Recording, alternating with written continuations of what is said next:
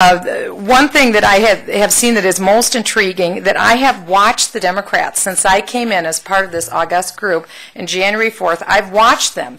They are intoxicated with victory. They have reclaimed power, and as they are reaching into their playbook, they are revealing their plan as a true cliche from the 70s. As I said, it is terribly apropos that 1970s fashion wear, and I'm serious about this, it's terribly apropos that that is back in fashion, and that that architecture of the 70s and everything about the 70s is enjoying a wild resurgence exactly at the same time when they are reclaiming failed policies. I mean, does anyone remember when you couldn't buy a home in the 1970s unless it was on a contract for deed? Those are the days that we're going to be returning to if their policies come into play. Their whole goal has been based on investing in defeat from a foreign policy perspective ever since I came here in January. Killing jobs has been their #1 byword, and then building with earmarks new congressional monuments. It's the new must-have item for Democrats now in Congress. It's called one's own personalized monument to me. That's what we're calling it. Such as a library that Charlie Rangel, our own Charlie Rangel, is having built for himself, the Charlie Rangel Library, to hold his papers, kind of analogous to what presidents do after presidents have served. We had one of our members, Representative John Campbell, challenge Charlie Rangel on this earmark on the floor, and he said, you know, Representative Rangel, do you think you deserve this earmark? And Representative Rangel actually said, yes, I do. I deserve it. And he said, well, don't you, then Representative Campbell said, well, don't you think I deserve my own library?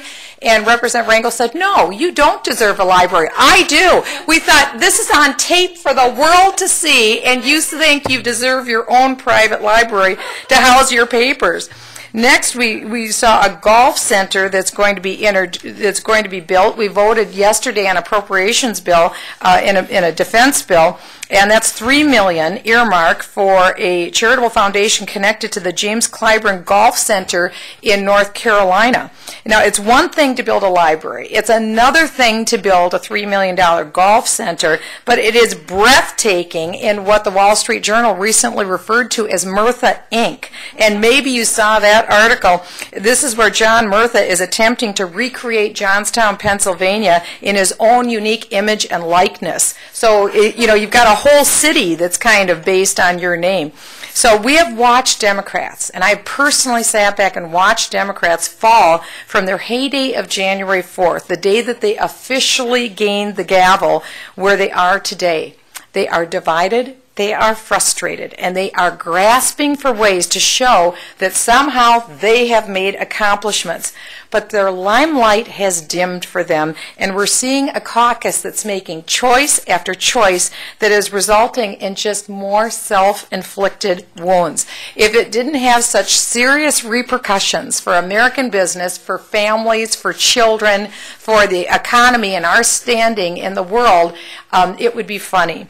But the Zogby polls have reported that the public has expressed a mere 11% approval rating for Congress. Now, this wasn't just a blip on the screen. This has now been for months where Congress's approval rating is the lowest that it's been in the history of polling. They have never had a lower approval rating. So almost like a hamster on a wheel attempting to go faster and faster when things aren't going real well, their goal has been to pass ever-increasing leftist ideas, put them into power, and keep us here every single day so that the American people's jaw can drop lower and lower and lower and be aghast that any collection of fools could come together and destroy the country as quickly as they're attempting to.